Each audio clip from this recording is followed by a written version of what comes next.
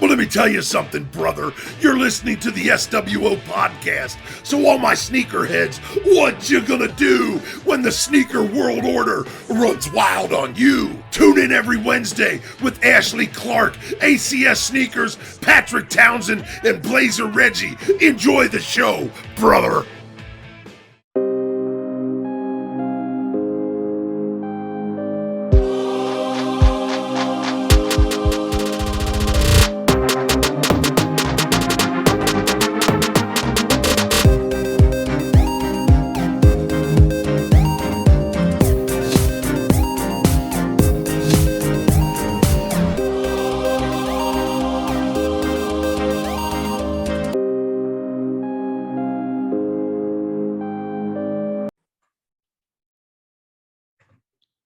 Hello, everybody, and welcome to the latest episode of the Sneaker World Order.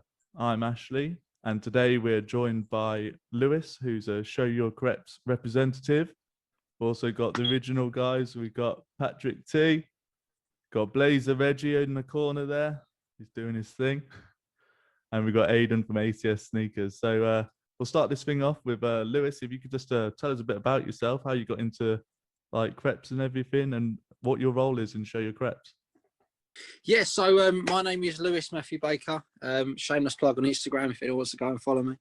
But I am part of Show Your Creps, who was started up by Isaiah and Jay, who are basically the two main people at the forefront of it all. But a bit about myself, I got into collecting maybe May last year. I only started getting serious about it. Enjoyed my collecting, enjoyed buying trainers all the time, but never knew that there was like a bigger aspect behind it all. Then was invited onto the Show Your Creps team because I have my own podcast on Instagram. It's just called the Sneaker Cast. Now 26 episodes in. It's just like Instagram lives, and I just get people on within the community just like a get to know. Something super basic, super easy to get to know people. And then when I was brought on, it was sort of like encapsulated into it, into Show Your Creps, and then it's gone on from there. My main role within it is just as a face, as a sort of like I prefer the OG sort of style of training, so nothing really new that comes out, everything that came out maybe pre 2010, from 1987 all the way up to 2010. Is my type of year, more specifically to the Air Max 90. If you look above me, I've got quite a few. Yeah, definitely. A few more in the boxes over there. What was that on the wall? I saw. What's that? Yeah, Mate, that's cool. So I like that. I'm going to have to get a backdrop soon. Like, it's incredible. Do you know what? I will shout her out. She's called Bryony May Richardson, and I've known her for years because my mum used to obviously. She cut her hair since she was a child, so I used to go around there. I only know her through there, but she does art. She does bespoke pieces. If anyone wants, anyone watching wants unbelievable like paintings made, she does all sorts. She does requests, bespoke art. I'm gonna get order me one of them late. As soon as we get off here, mate, I'm on that. I'm gonna put that up right in my living room so it would piss off my missus. Yeah, no. Yeah. I love it, mate. Can probably tell it's to mirror the Biotech 90s, which are up there. Yeah. Ooh, just there. Obviously had to get the painting to match, so that was a present from Mumsy, so I think she smashed it out of the park there as well. Yeah. But yeah, that's me. I'm pretty boring otherwise, but that's it. No one's boring. Trust me. When it comes to sneakers, I think that's the thing. Like, yeah, it brings people together, like from all sorts of backgrounds. Like you can get someone who can only just afford their first pair, and to get that nod or to get that kind of recognition of, mate, you've done good with that. That's what brings everyone together, and I think that's the thing with the community with sneakerheads is what keeps everyone collecting. Everyone. It's not always about the latest. Oh yeah. It's about like. Let's just do a what's on feet. What did you wear on feet today, Lewis? This is quite slides. contradictory. Here we go. Nah, He's gonna put out some Jordan 1s now, isn't he? I'll show you exactly what it was. It was actually a pair of Yeezys. Okay, yeah, no, well, we're repping Yeezy. I don't Okay. mind that. I'm big on Air Max, but I'm not gonna lie, these are my favourite Yeezys ever. I think newly released. I think it was March of this year. But the Ash Pearls. Yeah. I think I copped them, but I sent them back. Sure, it's funny because I entered for the first time on Adidas Confirmed, and then I got them, and then I managed to get them on SNS as well, sneakers and stuff. So I had to send one pair back, but I've kept that pair, and I've loved them ever since. They're just so comfortable. Oh yeah, comfort. I will say it because I'm known for my controversial comments, but those 350s are more comfortable than anything I've ever worn. Any Air Max 90, any One Blazer, anything like that, Air Forces, they're ridiculous for comfort, and I stand by that. Reggie's in the corner, like fuming. Right, so Reggie, what did you have on feet today? Those slides again. I was about to put those out, but I actually did wear something today. I had wore something light, but I had worn my beaters, man. I wore some beaters. They are comfortable now, but when I first had them, they were not comfortable. I had to break into them. But I actually put on the Adidas Superstars today, man. I swear, everyone better be wearing Adidas today. Like, I put these on, and I was like, you know what? Do a couple errands and look at these bad boys. That's a classic, mate. I don't care for them now, but can't never go wrong with some beaters on your feet. Can't never go wrong. Definitely. That's all I had on. Patrick, what you got? Do you know what? I kind of gone an old school remix. Okay. Let's just say I'm gonna pull this out, right? But back in the day, you either got Nike Air Max, or you got what we call torsions. Can't remember, we just call them torsions. Yeah. But these are the bubblegum remix because I can't afford the real color. So the aqua. Yeah, it's the color what got me. Like these are I think these are 600s, not the 800. No, the 6,000s, not the 8. Yeah, not the ZX6000. Yeah. Yeah, but it's the inside out one. They've done. Yeah, they're stunning. Yeah, they just come out, didn't they? The free pack. Yeah, back to front and upside down, but it's that bar. That's back in the day. If you got this, doesn't matter what color clothes you're wearing, this was all right. Even though this is the brightest color ever. But yeah, this is me today. But it's one of those ones. They say don't meet your legends, don't meet your heroes. And I never got a pair of these, and I thought, right, I'm getting them. They've come out. It's the color I want. And they're not that comfortable. See, that's because you got a 6. If an 8,000, to be fair, is so comfortable. An 8,000 I've got the 8,000s. I've got the 8. I've got the Bape ones. You remember Bape done? An undefeated. The undefeated ones, yeah. But I put these on, and like that instep hair, it feels so narrow. It's like I'm standing on a skate, like a blade. It's just not the bottom of my whole foot. It's a weird feeling. But what was the whole thing behind the torsion? Because obviously I know that blew up. Yeah, quite a few years ago. You want me to show my age now, don't you? A little bit. Well, only a little bit older than me. Because I said I'm a gooner.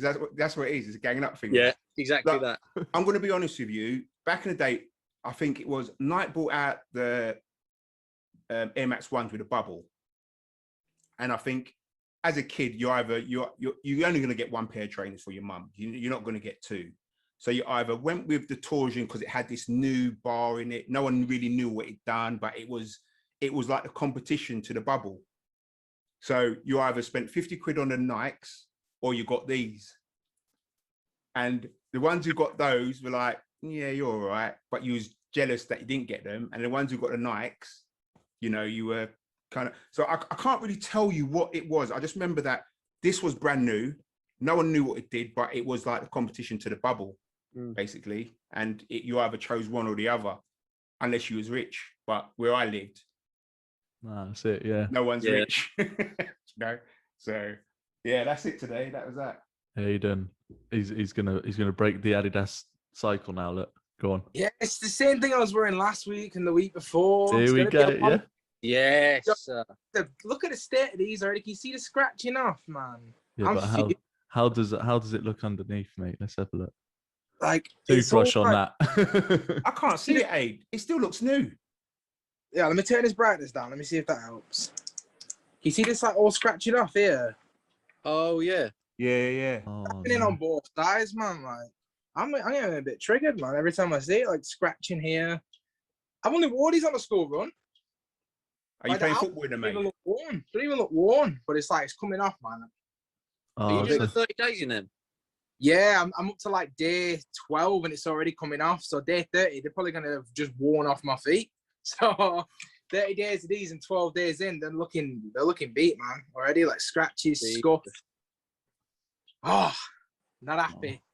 Not happy. I've to be fair, I've done like a year's worth of wear in 12 days. So I mean, I only wear my shoes once and then put them away, wear something else. Fuming. But yeah, that's it. Like if you're a proper sneakerhead, these will be back next week, man. These will be back again next week, week after that, and then I can finally, I don't know, retire them probably because they're just falling apart. Like the scuffs, the scratches. on the final episode, like when he's finished with them, the eBay link will be up. Like, Give me a can have them, yeah. Flipping it. Me, just to break it again. We went with New Balance again. This is 3 weeks on the trot, but this is the 1500 London marathons. Where obviously we didn't have a London marathon in 2020, so these I actually got from Poland. Like I couldn't find these in England anywhere. So for me to get hold of them, like, and a 1500 are so comfortable. Reggie shaking his head because I always wear New Balance, but that's soon to change. That is subject to change. But yeah, it's got like celebrating the 40th anniversary. It's got the first ever London Marathon time that was finished on it as well. So 2 hours, 11 minutes, 48 seconds. So yeah, hard one to get hold of, but I'm glad I've got it in my collection, to be fair. I've got a question for you. Go on. Right? I'm a Lewis. Yeezy 350s have got to be one of the most comfortable trainers I've worn. Like I wasn't convinced when they first come out. I was like, I don't understand what they are. But when I got a pair, I was over. Now I hear New Balance is You got to get yourself in a 990, mate. Yeah.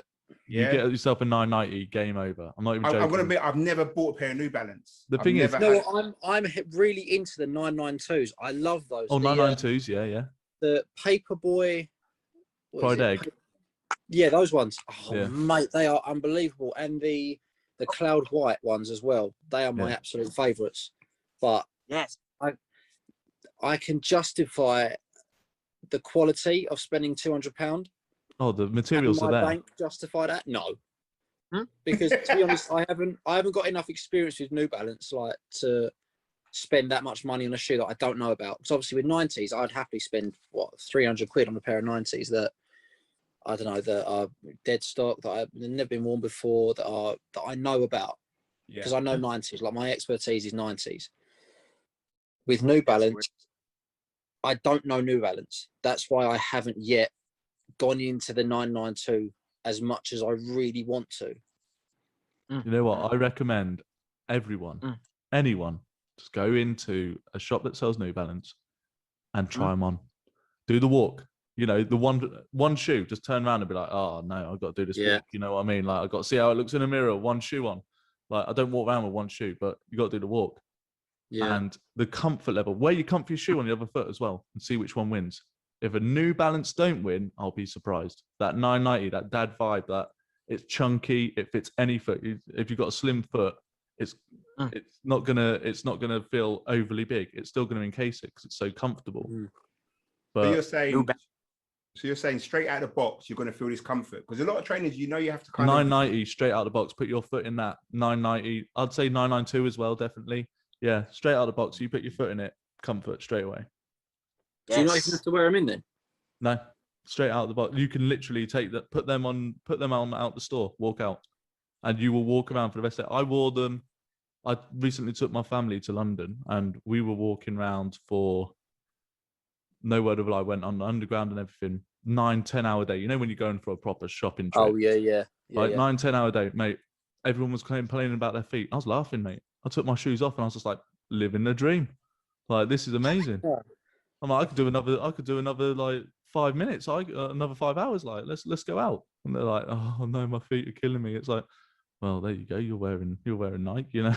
I'm wearing New Balance. I'm happy. That's the beauty. That is the New Balance is the beauty of all shoes. Look at it. Look at the pairs just looking beautiful.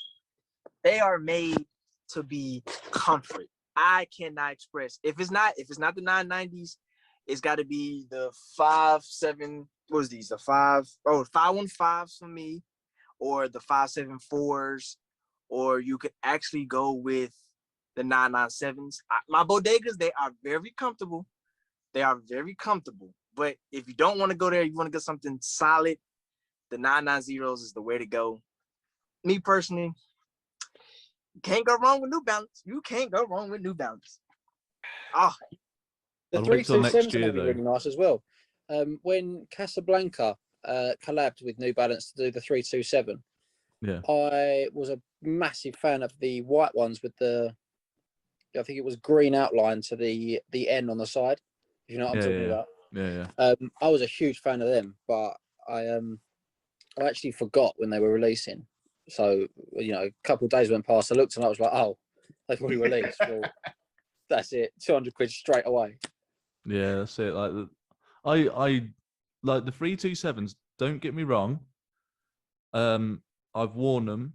I've got a pair of the Levi 327s. That the collab they did with them, but they've got a leather back, and like, although that's comfortable for some people, having that leather back, that started to rub me. And they fit true to size, but it did start to rub me. And I was like, you know what? But I was walking in them for, again, like 9-10 hours. Like, it wasn't an easy just put them on. It was like first wear, go. I didn't get blisters, but they did like the back of my heel was a bit red. But again, I think they fit true to size, but they're almost narrower, and because they're leather on the back, whereas a 990 or something that's cushioned, that's like proper soft at the back. I think I'm going to be controversial here. Oh gosh. I just wait. I haven't said it yet. I'm just not feeling them. The only ones out of what you've mentioned are the 327s which look decent. Yeah. But the other ones, I'm just not feeling them, man. You'd rock them though. You got that dad look. I know. I've got a cardigan and everything. Yeah, that's it. I don't know. It's probably one of those ones you have to see it in hand. Beige chinos. Like the material and. Oh, mate, the suede on them. Yeah, beautiful. Yeah. I don't know. I don't know. Maybe it's just, I don't know. Aidan, what's your experience? Because you got the grey days, didn't you? I saw your review, but here we go. I didn't really like them, if I'm honest. Like, them ones, like, they weren't nothing special. I like when I actually bought them, me and Adjusty were talking about them, and it was like, if you're looking for a cheap wave runner build of shoe, like, obviously we know it's not the wave runner or whatever, but like the build of the shoe kind of like wave runner type shoe. I got it and I hated it. I just even though it fit me fine, I just didn't like it. But there is one coming out on the 1st of July that I'm going for. 990 V3, the one with Bodega. That one looks sick. Yeah. Sick. So like the suede on that looks mad. But in general, like I like the Casablanca ones, but not enough to buy them. Like, I appreciate, but like, but them grey days were proper disappointing, man. Because I really wanted to keep them, and I'll be honest, I sent them back. I was just like, nah.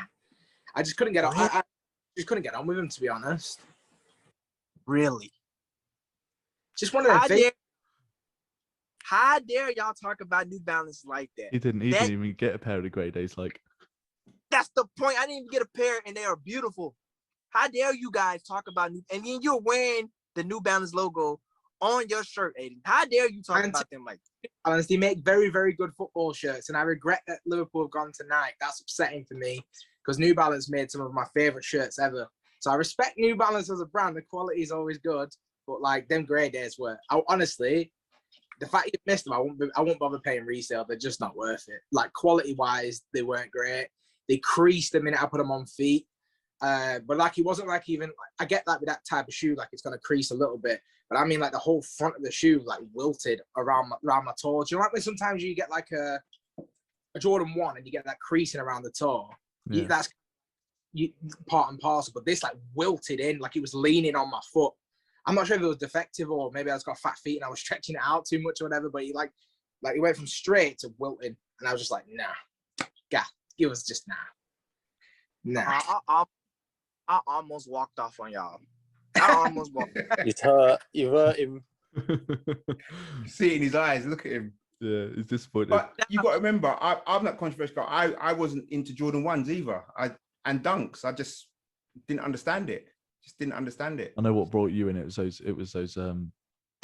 those bright fusion reds, wasn't it? The McDonald's shoe that brought you into Jordan 1s now. Like, you're on it. No, I was on the hype from The Last Dance, innit? I just jumped on the bandwagon. That's all it was. No, I'm joking. Before anyone says anything, I see Lewis looking at me in disgust, like he's going to hang up. Right. I'm joking. Excuse me? So Lewis, you're quite new to it then, Lewis. So literally a year.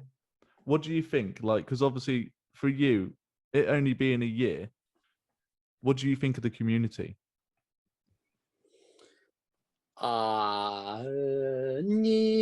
It's not. It's a lot. It could be a lot better. Okay.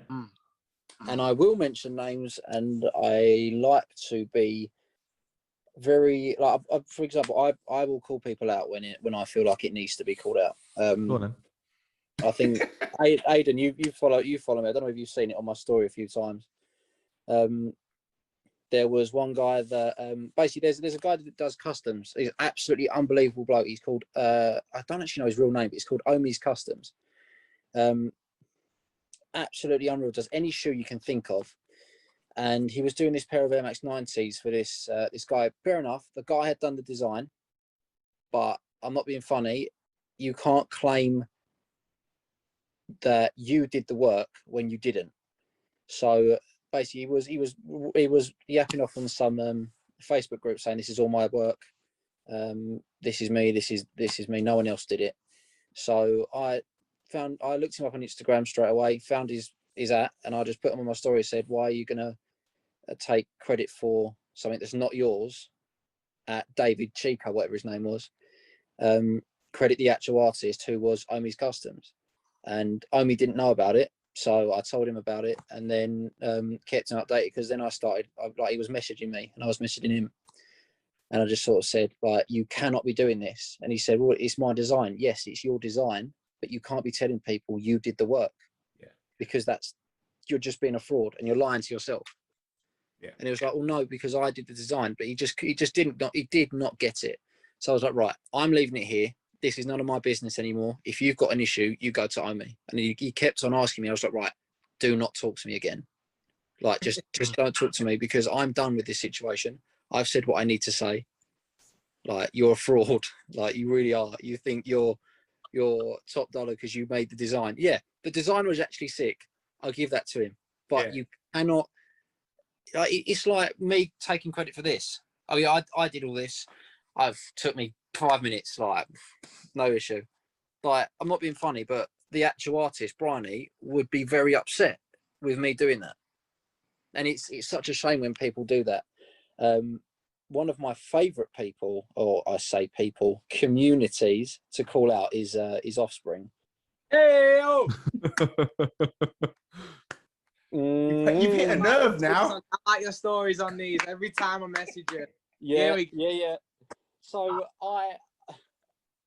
it's funny though, because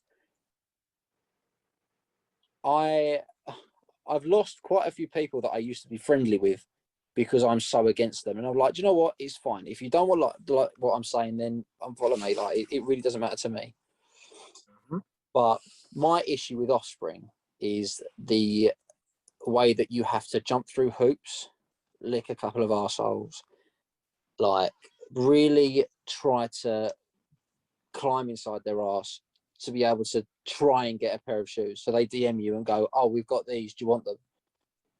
And it's the comments under every post that's just so cringy. And then it's the one that, right, I will say this, the one thing that really wound me up was before hype was a thing, Air Max 1 was a thing. I'm sorry, everything was a thing. Adidas Superstars were a thing. Air Max 90s were a thing. 180s, BWs, Huaraches. You've got 360s. Moving on to like Pumas, like the Puma suedes. You've got, Kangoo were the thing. Diodoras were a thing. I'm sorry, you cannot just say that Air Max 1 was before hype. No. Hype is only something new because certain influencers create it. Yeah. Hype didn't exist back in the 90s. I mean, I was born in 99, but I don't think hype existed in the 90s through my research. I think there was excitement, but in terms of hype, it didn't exist. And what Offspring create is a fake hype. Fair enough, they do it very well to boost their sales. Because obviously we all know that the Travis Air Max 1s are meant to be coming out soon, and that's why they're saying it. And I don't like them at all. And that, I mean, it only takes Offspring to upload one thing, and then everyone starts tagging them in their stories. It's like when the Reeboks came out, like, oh yeah, everyone just pulls out a random pair of Reebok shoes to say, oh yeah, by the way, I've got Reeboks. But I would have literally said, oh yeah, I've got my Reeboks here. Look, Air Max Reeboks. Look, please notice me. See them? Yeah, look, yeah. Offspring. See them? It's annoying. Like, I get it. Like, I like to stay humble enough to know that I wouldn't like kiss someone, kiss someone's ass to get a pair of shoes. If I can't get them, then fair enough, I'll move on. No, I agree. I agree with you because I mean, when you think back, I mean, I'm probably older than most of you here anyway, but like you said, there was excitement, and I'm going back to like Reebok Pump, where you could pump up. Yeah. You understand? So you'd have one guy in your hood who'd get them. You're like, oh my god, where'd you get those from? And you'd go and get them, one or two. But then one person would go, well, I'm not getting them. You've got them. So I'm not going to wear them as well. Like, do you see what I mean? So there was excitement. I remember when Air Max 90s came out. They're called we all called them Air Max 2s. You know, and it was the original infrared. You know, that was one. But you could go to Lily White's up Oxford Street and get them. You know, and then people see it, and it was excitement. Like I said, there wasn't hype. But then, is it a social media thing? Is it? You know, is that because I mean, you look on Insta now and everyone's living their best life. No one's got a bad day. you know, everyone's got the hype. I mean, and I'll give you an example: dunks. Oh yeah, John. The Why whole are dunk dunks? hype. Yeah. I don't. You know, like Off-White are going to be releasing those new, 1 to 50 pairs, and don't get them. You look at something and you go, I don't get it. I don't. Do you know what? I like the number 1 pair, which have got the yellow sole, the white, and the silver swoosh. Yeah. I like them. I like them a lot because they are different. But the thing is, everyone's going to be after them. Other colours that are just stupid. Yeah. But I remember when Off-White done their first dunks with the laces, the green. Remember the green? Yeah. And all of a sudden, everyone's like £6,000. And in my head, I kept on thinking, but it's a dunk. They've never been exciting. It's the skateboard shoe, Because they started off in the 80s. They kicked about in the 80s and then never took off. Never. They were like, for me, I mean, I remember, so it'd be, say the 90s, it'd be boys on skateboards because you could drag them along the floor. They weren't going to break, They were, they were better than Adidas Samba for skateboarding, So I don't know. I'm totally with you on that one. The hype it's a crazy thing. And a real example of that is Jordan 1s. This last 2 years, it's gone apps. Any color, there's no color sitting unless it's a size 3.5. Yeah. So I totally agree with you on that one. It made me sick. Literally, the 2 weeks before Last Dance came out, I doubled up on Obsidians, so I got rid of a pair of Obsidians, literally £100. I look at it now, I'm like, 400 quid. Like 400 quid, are you mad? I had 2 pairs of them, dead stock, never worn. Like, I'm trying to think what else I had so many different colours, and it's like one of my, I remember, and this is going back a few years now, rocking with one of my mates who had the Freddy Krueger SBs, 20 grand now, 20 grand. Yeah. And he used to skateboard, and they were on shelves, and he managed to get hold of a pair, and he was an actual skateboarder, and we knew someone, and he went into a skate shop and he actually picked them up, and he was like, oh, look at these. And I was like, Or you wouldn't catch me in them kind of thing. Now people are paying 20 grand for them. And it's like, mate. I messaged him. I said, "Have you seen this?" So send him a StockX thing. He goes, "Mate, the literally the bottoms off them, they're like talking like anything." I'm like, "You used them though, you know?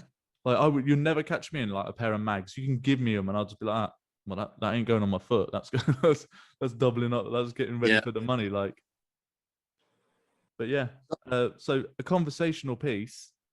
If anyone wants to try and talk about something, I was thinking, as it's pretty much halfway through the year, we'll go round and just name your sneaker of the year so far. Well, that's easy though. That I feel like most of us will probably agree on what could be the sneaker of the year.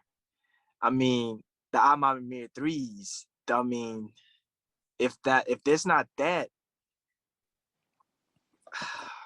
I just can't think of no other shoe that could top that this year. Halfway through the year, until we get to like maybe December, when almost close to the end of the year, and we see what comes out.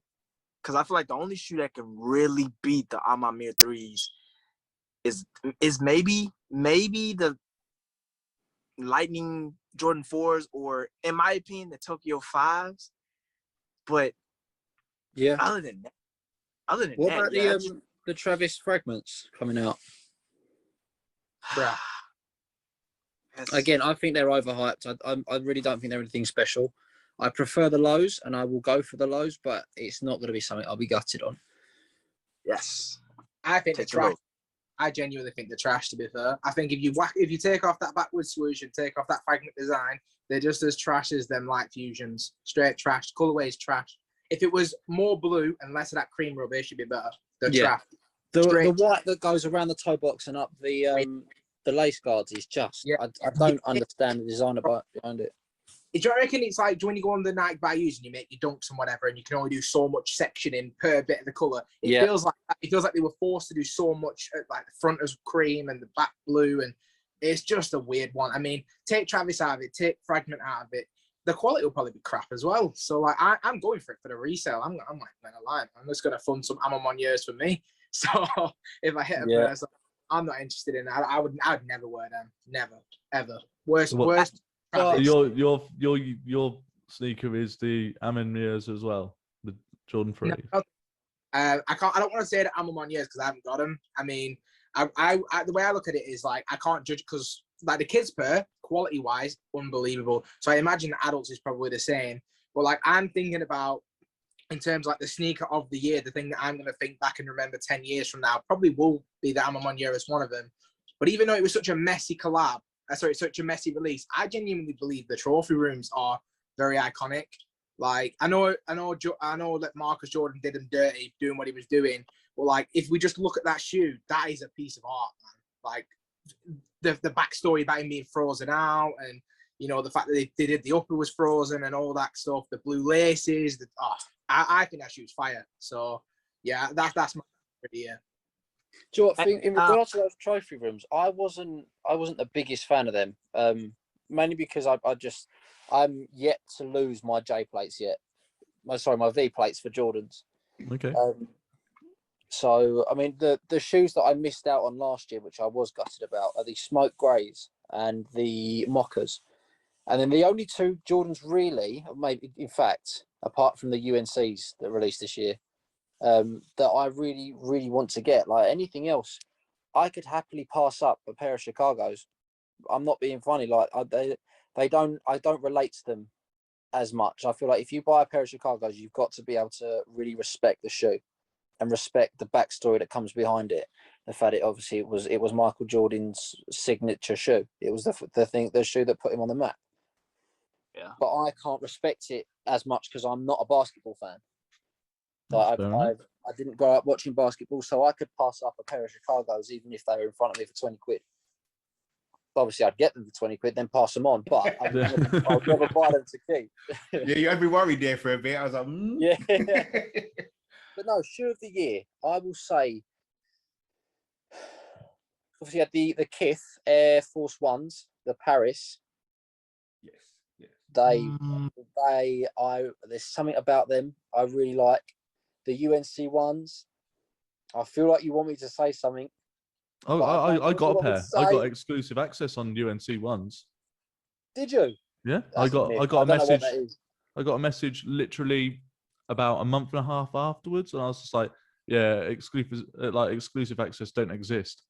And then all of a sudden, I got a message, and it was like, "Hit the notification. My size, copped them straight away." I was like, "Okay, I managed to get them." Literally, I had a massive Jordan collection. Anyone that followed my Instagram could see I had a massive Jordan collection. I had so many different colorways and everything. I haven't got a one now. I haven't got a one. I don't own a one anymore. They're all gone. All gone. The last pair I had were Travis Scott ones. I sold them. I had the highs and I sold them. And I was just like, you know what? I grew up in Michael Jordan era. I watched like all the finals. I was a Bulls fan. And now I don't even watch basketball anymore. Like, because that was a thing of the era. It was everywhere. You could not, Bulls were unstoppable. It was just like Space Jam, and just everything was circling basketball, so everything was relevant.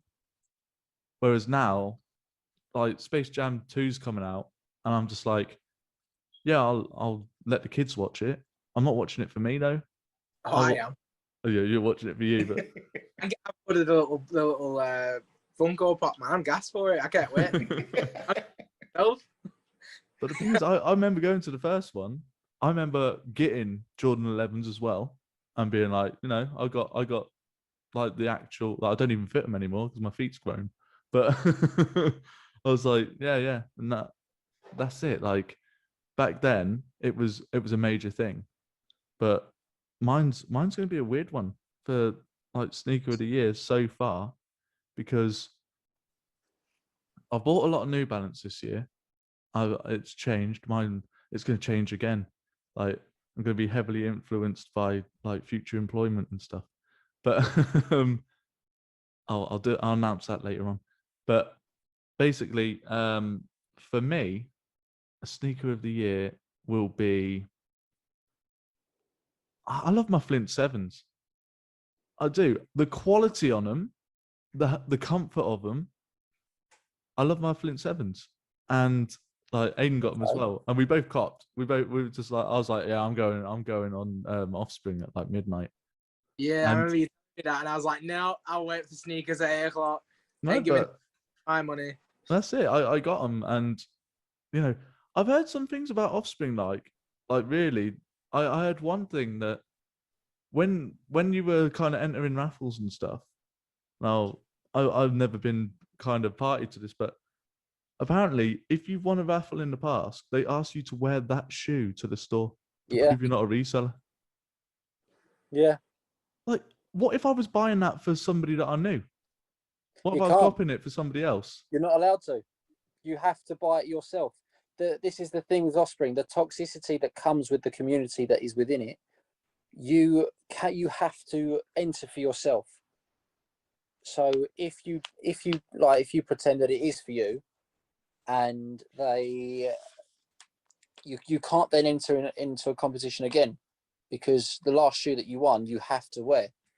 And I think the biggest thing the last thing they did was, I don't understand it. The boxes, like, I'm sorry, but if I was standing there and you were destroying the box in front of me, I'm not going to stay calm.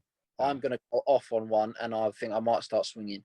Like, how dare you think you're so like above the grade, if you know what I mean? To think that you can do that and get away with it. It's not what the sneaker industry is about. It's not what the community that they try and enforce is about. Destroying boxes to stop resellers. I'm sorry, but resellers were then trying to sell them without the boxes. It doesn't stop. You do not stop it. Well, that's it. Look at that Banksy painting. You remember that? And it got shredded. And it got destroyed. Yeah. Mate, doubled up. The money doubled up. If someone turns around and they go, oh yeah, got some ambushes here, but the box is destroyed. Wait there, that's a piece of sneaker history in it, if anything. You're increasing the price of it. Like, obviously, to somebody who wants the box, like they're going to be like, I ain't paying for it. Like that could be anything. But to people who know when it's relevant, they're going to go, actually, I could turn around and say, well, you know, the box was broken with this one. I'm putting an extra tenner on it. I mean, let's be honest. I get upset and the box comes through the post and it's broken. Yeah. Do you know what I mean? Yeah, I agree with that. I have to talk to the delivery man and say, what happened here? What are you doing? So if you broke a box, but you know what it is? Who are you, Offspring, to tell me what I can and cannot do with what I'm buying from a company? It's not even your company. You're just the middleman. Exactly. Do you know what I mean? This is the issue. You're literally just you're just supposed to pass it on to me because you bought it from Nike. Nike didn't tell you to police it and guard it and be that gatekeeper. You know what I mean? We've got, look, for me, the sneaker community is okay. You just got certain people who think because they've been in it so long, they're the gatekeepers and you're not allowed in because you're new or you don't really know what you're saying because, you know, you're on a hype thing. And I think, like you said, Lewis, hype wasn't hype. It was excitement for a kick. If you could get, the only L's you used to take was if it wasn't your size. Do you know? And then reselling's been going on for years, you know, and it would be, you'd go into like I said, sometimes you go down to Brits and Under the Arches and they'll be selling trainers. They wouldn't even be new. They'll be worn, but you still get them because, well, I wouldn't. I'm a bit, you know what I mean? But reselling's been a thing for years and years, you know, so for Offspring to come in and say, we are now policing what you do, it's a joke. Let's be honest with you. And that boxing thing, I'm sorry, but I just reckon the police would have been called because it's not going down well. Because I'm not being funny, but even with shoes, I've bought shoes in the past. I've got quite a few pairs that haven't got the right boxes, haven't got the original boxes. I will buy a box to keep them in. I will buy tissue paper. I mean, I when I didn't have as much tissue paper, I bought about 100 sheets for about a tenner on eBay, and just scrunched them up into little balls and just put them in the toes of the shoe, just to keep them nice, to keep them fresh, to keep the tissue paper that's on the inside of the box. You know, I mean, I've got these all hanging up here, but behind each one, you see the tissue papers there. It's all kept. Like everything I have is kept. If there's a small tear on the box, I'll tape it up. Everything's very meticulously like kept, and I'm not being funny. The Ambush Dunk Game Royal is not the sort of shoe you can just destroy the box in front of me of. It's not, you know what I mean? Yeah, it's a lovely shoe, but it's not a massive shoe. Like even that, with that aspect though, if you're destroying the box in front of me, you can have the shoes back. I'm not being funny. I noticed today they re-released them again today. They had a whole re-release of them today, so it was never going to be that. It wasn't that kick, was it? Really, let's be honest with you. You know, so the way they hyped it, I just thought you are taking the. I know, Aiden. I know you want to go. You know? Like I had this whole thing with these guys, right? I did the video. I don't know if any of you guys saw it. I did my video. I watched that, and I tried to stay down the line and be fair as I possibly could, but it was itching at me as I was doing it, and I could see as I go through the video, I get more and more animated. So I do the video, and for the most part, the community welcomed what I said as a good response to it. You know, it shouldn't have been dealt with that way and all that. But I got certain people in my DMs, right? I'm not going to mention no names, but I won't be afraid to. But just I'm to keep it civil, I won't mention names.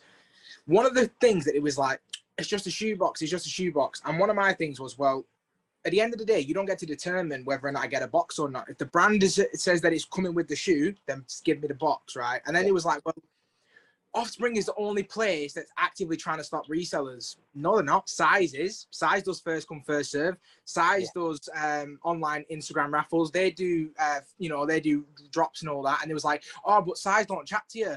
I don't want to chat to you. I want to give you my money and take my kicks, brother. If you want to be best friends with the guy that works at Offspring, that's on you. But Size is really great. I love Size. What they do on Instagram is wicked. First come, first serve. No holds, no whatever. Boom. Surprise drops. And yeah, you want to go in and be friendly. But at the end of the day, like if you want a best mate who works in a shop, that's on you. But that's not a reason to keep shopping with a brand like Offspring. The exclusivity, they are effectively the rich kids in this whole thing. They want to be the mean kids, the mean girls. They want to basically be selective of who they let into their little cult. And it's like a cult, man. It blood in, blood out. And you see people going crazy. Phones like, oh my God, Offspring's done this, blah, blah, blah. Offspring has done this. What's behind the window? What's behind the door? It's gash. I don't get that. I don't understand it. You win shoes if you pick the correct door. Okay, but why does it make it so special? I'm not being funny, but Offspring will never have what JD Sports has. 100%. A reputation that is respected. If you think about it, JD Sports have had so many unbelievable exclusive in their time. 95s, 90s, MX Lights. You know, you can name 1,000 of them. I remember JD. Offspring exclusives now are Reeboks. I'm not being funny. They're trash. No, they're terrible. The quality on them, the stitching from shoe to shoe, completely different. I was seeing some pictures, right? There was some fine on feet, and I don't get me wrong, they were fine. But this, like I saw pairs where like they were coming and they were looking like. I get the made in factories across the world and whatever, but they were really, really bad. Like, and I was just like, goes to show though as well, doesn't it, that like these people are wanting to, like, only certain people of the Offspring community bought them, right? And the only reason they bought them is to make sure that they secure the Jordan 1 next time. They don't give a shit about that shoe. And like, to have to buy stuff you don't like to buy the stuff you do like is counterproductive, because I can't speak for everybody here, but I'm not a rich man. I work a 9 to 5. I'm not buying a gas shoe to buy a good one. You mad? Yeah. Like, I can't get with it. And I'm glad that Offspring is nowhere near me, because like the reputable shops that I go with, like Foot Locker, the guys at Foot Locker are great to me. I go in and have a chit chat to them every Saturday. I'm like flipping, you know, I'm in there every week. They recognize me, blah, blah, blah. And they're not like going out of the way to help me get purse. And I wouldn't ask them to do that, because at the same time, like, I can get it from you. That's great. But I'm not going to be like, oh, can you put one behind the tail? You know what I mean? Like, it's sketchy. It's bad behavior. And it's so selective. Like, you were talking about the campaigns. Do you remember the one for Air Max where it says there's levels to this? That pissed me off. I was like, levels to what? Buying shoes? Like, so you got to stop new level and get to OG? What? It's complete bullshit. I hate it. I stay well clear of it. Jordi, I think the only reason that I follow Offspring on Instagram for the news and information on new releases. That's it. I also follow them for the actual entertainment aspect. So when they do post something, it's like they'll post a good morning and then they'll do a sunrise, and some people will go, oh, what's this? Oh, good morning, how are you? Oh, I'm doing well, thanks for asking. It's like, no one's asked you. They've just posted a picture of the sun and you're trying to send me shoes. It's Lewis me. Over there with hashtag Offspring HQ community in his bio now. Yeah. Listen, I remember back in the day, the shops you went to were Foot Locker first, because Foot Locker was bigger than JD. Then JD kicked in and got exclusive Air Max 90s. King of trainers. I've got a pair up there. Remember, I was like, what is going on? And then they kicked off, didn't they? Foot Locker got a bit smaller, but you know, you still got your stuff from Foot Locker and whatever. Offspring were just, I called them the Camden trainer kicks, because you had to be weird to go and get half the stuff they had in there. You know? Yeah. It's mad. Like Camden, you know Camden, everyone knows Camden. It's just that kind of place, isn't it? And that was it. Size was much better than Offspring. Size just, you know, if you wanted to go and, I got these from Size, you'd never go, I got these from Offspring. You'd never do it. You never do it now. Do you know what I mean? And it's just, they've tried to, like that thing, you go on the website and you try and click and it's got fire viewed by 3,000 people. Yeah. You know, I'm like, well, I can still get mine. So what do you mean? What do you mean? Why is it fire? Why is it? And let's be honest, those Reeboks are the worst silhouettes they could have ever done out of Reebok. Yeah. How long Reebok's been going, and you choose those and put Offspring laces on them? What winds me up more is the fact that Reebok have gone, yeah, okay, you can have the shoe, you do it, that's fine. Reebok are better than that. The shoes they used to like Reebok, my mum and dad will tell you, the shoes they used to make back in the day, high tops, workouts, you know, etc., etc. My dad still has his OG pair of high tops, and he still wears them. They're like 30 years old. Listen, they are still going strong. My take on that is, Reebok have got a warehouse in Taiwan somewhere where they haven't sold them. And Offspring went, have you got anything we can do a collab with? And Reebok went, yeah, you can have that shit.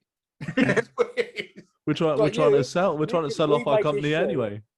We made this shoe. It's kind of shit. You can have it because you're also kind of shit, and we'll see what happens. I mean, Reg, what do you think about it from your side? Like, obviously, you obviously have a very different like retail chain. I mean, I love watching your like American vlogs. Like when they go to like even the names are wicked, Jimmy Jazz and Champion Sports, and like when you go into them places, like some of my favorite guys, Tom Stefanik and all that, they have wicked relationships with the guys that work there. And like the whole scene seems very different to us Brits. So like, yeah, Offspring, like what would you compare them to in terms of like what you have in America? Do you have anything like that that's kind of that controversial? Or I wouldn't say I don't think we have a place like Offspring that would destroy boxes like that. I wouldn't say a place like that, but I would say certain reseller places out here, they are, when it comes to Offspring, I feel like they're kind of similar to them because they tend to kind of rip you off over here. Like they would sell a shoe, like for instance, the UNC ones, they're going for what, $400? They would sell it over here for $600, depending on your side. Shout out Kick Game if anybody's been seeing them. They did Steve-O dirty on them prices. I don't know if you guys have seen my God. They did Steve. I was crying. I was like, what are you doing? £500 for the mid? Nah. You know what's about that? At the end of it, they said, we'll do you a deal.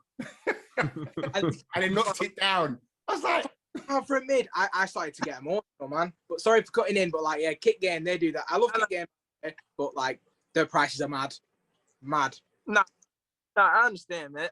Like that's how it is over here, man. Like certain retailers, certain resale places, if you don't know them and they don't know you and they see you as a first timer, the prices over here is crazy. Like you're sometimes paying retail or under retail. Most likely you're gonna be paying at least $50 or $100 over retail. And me personally, I don't know if you guys do the same, but over here I do not go to no sneaker stores. If it's a resale store, I do if they have my size for a shoe that I want. I check them first before I go. But here, I just don't go to no Foot Locker, no retail store. I don't go simply because everybody over here, or where I'm in my area, is horrible. Somebody knows somebody, and they give them back doors. Like certain shoes that do like releases, like that you have to have like the wristbands or tickets to get in. Automatically, they be gone before they even come out with the tickets or anything like that. They have guys that work there and they automatically give them at least 5-4 pairs. And the reason why I know this is because I have a friend and his friend goes to Foot Lockers, like at least 4 Foot Lockers, and he buys out 10 to 12 and a half pairs, like between 10 and 12 sizes. And he cops them and he sells them at his resale store, and they just go ballistics. Like that's why I don't go to no stores. I rather get all my shoes from online. I mean, it sucks I gotta wait, but I'd rather go online and do it because over here, it sucks. Well, in my area, I can't say for any other area, but my area sucks. Like you're paying over resale for a shoe that's online and going for what, $200 less than what they're charging, and then Foot Locker and stuff, when they do releases, they automatically already gone because they have guys that they're cool with. They give them a pair or they save them in the back for them to save it. I don't want to get into it too bad because I kind of get upset about it because like certain pairs I would love to have, but you can't have over here because these guys that know people, they automatically save them on the side and they give it to them with no flaws or nothing. Sometimes they even give them to them for free of a pair and ask them to pay them later. Like, it's that bad over here. It's horrible. Like, horrible over here. That's why I rather get my shoes online and I call it a day. I take a loss any day of the week. But as long as I'm not paying over resale, I'm okay. That's fair enough. Yeah, I get it. Because it's the same sort of prices. So how much is a Jordan 1 retail? 140. Yeah, It's 140 here. How much is it on your side of the pond? $170, I think. Yeah, $170. Yeah, $170. I used to think that was 30 quid more, but it's not. It's pretty much the exact same, just with the exchange rates. Yeah. But you're still paying technically more than we are. Yeah, they have VAT on top of it. You pay for the person that's bagging your shoe as well. Sales tax. That's What's right, your isn't it? sales tax?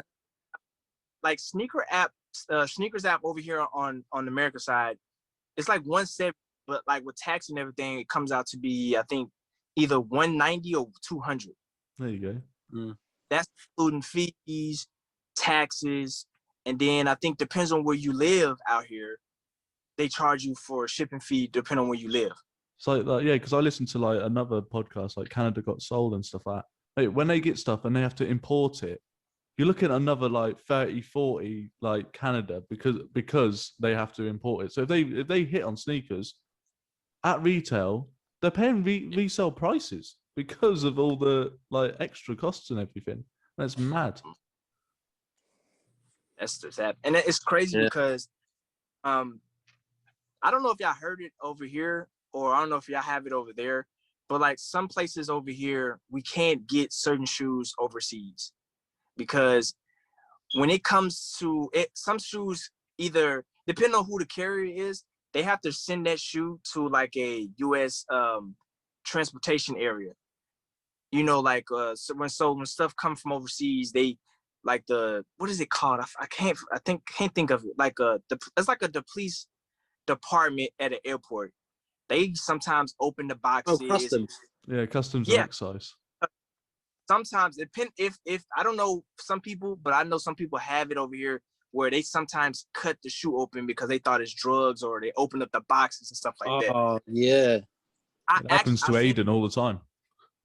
I seen on Instagram where a guy, he ordered the J Balvin's Jordan 1s, and when he got them in the mail, the shoe, like the side of it where the Nike shine is, it was cut in half and the toe box was kind of ripped open. They had to check to make sure if it was drugs or anything. They did him a favor. You have to be on drugs to buy them, to be fair. So yeah, I'll agree with that. I definitely agree with you. Yeah. That's why when it comes to like certain things over here, some people rather pay a little bit more to buy stuff in state than overseas. Because sometimes, man, the customs, man, they will rip open your box. They would do anything just to make sure nothing contraband or nothing like that gets over here. Like, it's horrible, man. Certain things over here we don't have it good like you guys. In my opinion, we don't. Certain things. Well, do you know what? I think what we do struggle with over here is import fees. Now the UK is outside technically of Brexit because we're now not part of the European Union. It's a lot more difficult to buy things overseas. And now we've got to pay import charges. And one thing that GOAT I've now decided to do is include the taxes and import fees that you pay, like StockX do. Yeah. So obviously the GOAT warehouse is in the States, isn't it? Everything that gets authenticated goes over there. I think it's the same as StockX, but GOAT have now decided to take the route of, right, let's not. They include everything now, don't they? Yeah, let's not leave you with a surprise 40 quid on top, you know. But yeah, I think that's a major move by GOAT. Like, even though StockX already do it, the fact that GOAT have taken this long to now do it, and it's been asked of so many times, it's just a big step forward, basically. Yeah, well, this is it. Like GOAT, the amount of times I've looked at GOAT and I'm like, you know what? Half the time, people who have put used, and you look at it, I'm like, you joking? That's a 9 out of 10, 9.5 out of 10. I would buy that, but I know I'm going to get hit with like customs. I'm like, yeah, I'm going to get like an extra 50, 60 quid. So whatever I'm looking at, even if it's very, very lightly worn, and that's obviously going to knock down from the StockX price, which is great. But then I'm paying StockX because with like the extra fees. So that is just it's going to help with us selling as well. Like people who want to get, you know, like a UK exclusive or something like that, put it up on GOAT. Well, that's fine. Everyone knows what they're getting now. Do you know what? One thing I will say about GOAT is though that I tried to get, because there's a pack I'm trying to complete. It's the 2018 snakeskin pack. There was a 95, a 90, and a 98, and I've got the 98s in one of the boxes up there. I don't know which one, but up there. But I managed to find a pair of 90s. They were brand new. Like, there was a couple of specs on the sole, but they're pretty much brand new. 72 quid. But then on top of fees, it came to about 130.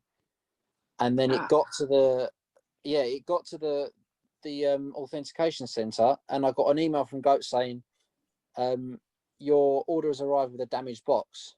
Your two options are, we can either find you a replacement and then send them out to you, or you can have a refund now. There was no option to just say, right, just send them to me. I don't care. Like, I can get a box. So I was like, right, surely in a box that is like this, literally one of these ones, it's not a limited edition box. It's nothing that's, it's not something with an old design on it. It's very easy to get hold of. Surely in a massive warehouse, you're going to be able to find an empty one of these. Yeah. So I was like, right, find me a replacement box and just send them to me, please, because I've settled with the fact that I've paid a lot more than I usually would. I was prepared to then pay more for the import fees, and I'd prepared for that. Got an email the next day, sorry, we can't find you a box. We're going to refund you. And I'm like, oh no, I've been after this pair for 3 years, and now you're telling me I can't have them because you can't find a box. Like, it was actually one of the most, I think it's the most gutted I've been on a pair in a very, very long time, because I wanted the 90s because they were on sneakers. I wanted the 90s, couldn't get them, so I went for the 98s because they were they didn't sell out as quick, so I managed to get them. But the 90s have been high up on the list, and when I see a pair for 70 quid, and then that's without fees, then I'm gonna rip someone's head off for them. But yeah, did me dirty with that, but it's a lesson learned. I think they're now back up on there, but the novelty's gone. Something like that, it's like, I don't know whether you boys have been stung before, but I managed to steal a pair of the Sean Wotherspoons, which I then found out were fake. I was like, right. I recently picked up, and it was mad. So let's go back to it. My trainer of the year, and I know you're not going to boo, but it's the Jordan 4s UNCs. No, that's good. Yeah, that's good. And because I'm a Jordan 4, and the closest to that as well is the PSGs. I think the material on the Jordan 4 PSGs, I love them. It's just a kick. So for a friend of a friend of a friend, some guy was like, I can get you the Jordan 4s. I've got 3 for sale. And I was like, cool, because I know people who want them. Picked them up, put them in a car, drove home. And I thought, well, I'm going to do a little review on this for the channel, just get them out, get it done. They're in my hands. I'm so happy. And from beginning, you just think something's wrong here. Like, it don't feel right. I open the box. I'm like, this doesn't look like the right box. It's got all this right stuff on it, but it hasn't. I've seen a lot of videos and I'm thinking, this is not the right box. I open up, the smell of glue. Oh my God. Mate, I went high for a little. I had to sit down. I had to sit down.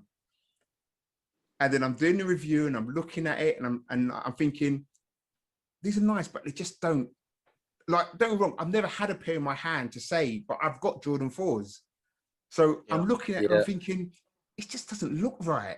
It's just something off. Yeah, and why is it still smelling of glue? That's the thing. Once that little seed has been planted, it will grow and grow to something that you can't just cut down. Mate, you've then got to investigate, and that's the thing. Being a sneakerhead, you can tell. Yeah, like it's very easy to spot a fake.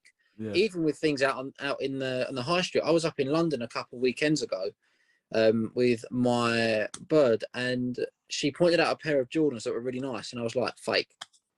They're fake. The swoosh is a little bit off, and I could see it from 10 meters away. Yeah, and you can tell. You can just tell. You don't have to be in it. You could be in it for 6 months. You can be in it for 60 years. You can tell when a shoe is fake. I mean, like I said to you, these ones, I can't tell you what it was. It was just something not right.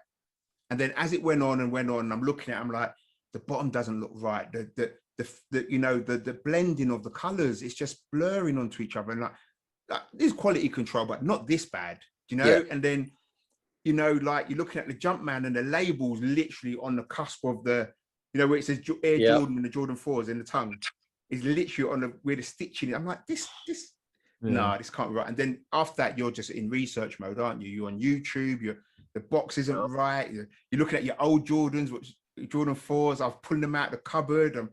I'm like, and I had to do a video. I was like, oh yeah, I've been done. Thankfully, the guy who got them, I said, you've been done. I didn't give him any money. He was like, you're never. So he took them back and he was like, I will go and sort them out. But it's that easy now. It's that easy. And it's not like the old days where you had Adidas 2-stripe, you know. Where it was an obvious fake. Now they're so good. They're so good now though, aren't they? They're crazy. When I got my off-whites, I was like, right, I've got off-whites here. I've dropped a lot on them, you know, like 3 bags. I'm like, right, I need to know these are real. I'm looking at them. I'm like, the tag looks slightly darker than I'm used to, or anything. I'm, you know, because you shouldn't have that feeling, but I did. I was looking at them and I was like, oh, I got them authenticated. Like three different people I had to get authenticated by. They passed. Yeah. And I was like, yeah, but I should never have that feeling of, are these real? You know what I mean? Like that's the scary thing now that we have that feeling of, are these real? Look, I'm telling you now, if someone was walking on the street in those Jordan 4s, and like you would not know. I mean, don't get me wrong, like you said, 10 meters away, you might look at it and go, yeah, but you wouldn't know unless you had to go up to it and have a look at it. You know, that's how great they are. But if someone was wearing those, they're just whatever perf aftershade they got on, they'd still be smelling the glue because that's how strong it was. Do you know what I mean? I think even my cat ran out of the room because it got a bit high. So, you know, but yeah, it's crazy. It's crazy. I mean, luckily I didn't pass any money. I didn't give them to anyone I know as well. Oh my God, could you imagine the shame? Just, Do you know what? When with something like that, it with the Sean Wotherspoons, I mean, they used to be so high up on my list. Like if everyone wanted a pair of Sean Wotherspoons, I desperately wanted a pair, found a pair, bought them, and they were fake.